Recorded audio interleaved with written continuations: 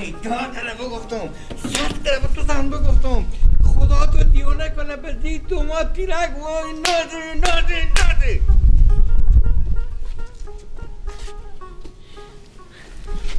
انانی بیا سیکو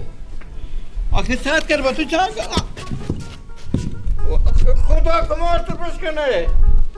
تنی آب گدیشینی ابری با ما گفته که نه مردم قدیم دست نگو که گفته غم نداری بود بخه غم نداری بود بخه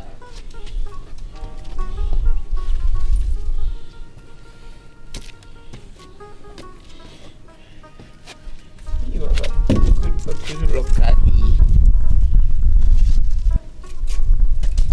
ای چی مرگ تا کردی به تا سراما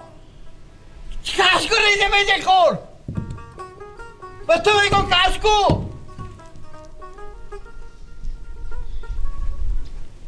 باش ما برای از یک زنگ بسنم که به کجا خواه بوده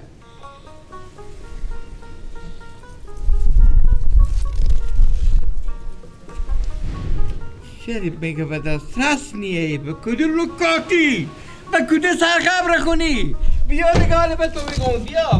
بیا سکو پرتان کاله بینی زنگ ده سکو کجا رفته با کجا برده بیا یک زنگ بده بلو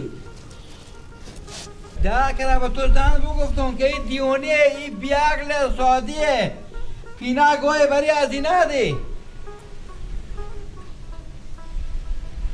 رو ساعت کرده بدی چای می ندار می آوردی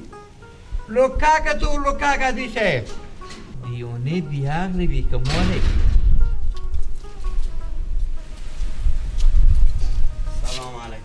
و علیکم سلام حال اشته کنم من اشته میکنی خب نایی بخاطر کورده ببرن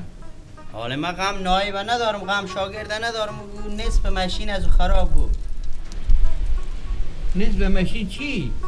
خب سکیل نمیگم دیگه چیر میگم چی سکیل؟ آه دیگه سکیل سکیل تور برده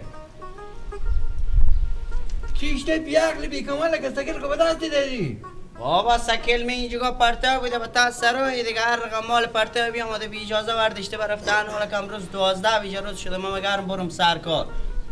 وی 13 داری به من پیشکش داده به 13 اوی سکیل هم خراب اگه به تارو خراب شه کارماری باشه بشینه وی خدا جو 13 داری به من دال پیشکش داده به 13 داری به من دکتر رو بکشه دکتر من سکیل کدی سکیل وزیر موتر مردم کنه خدا جو دی خدا جو ای پیشکش کمک تو پیشکش سکیل برده سکیل میبودی